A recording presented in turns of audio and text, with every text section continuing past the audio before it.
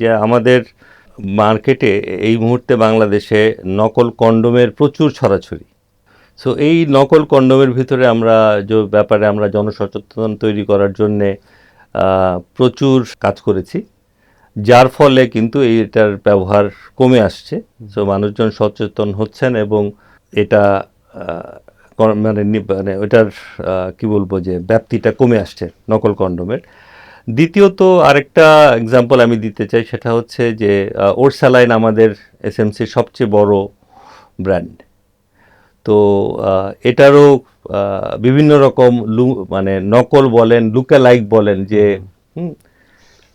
তো সেটার থেকেও যেন আমরা মানুষ বিভ্রান্ত না হয়, আমরা গত বছর আমাদের নতুন প্যাক লঞ্চ করেছি নতুন ডিজাইনে।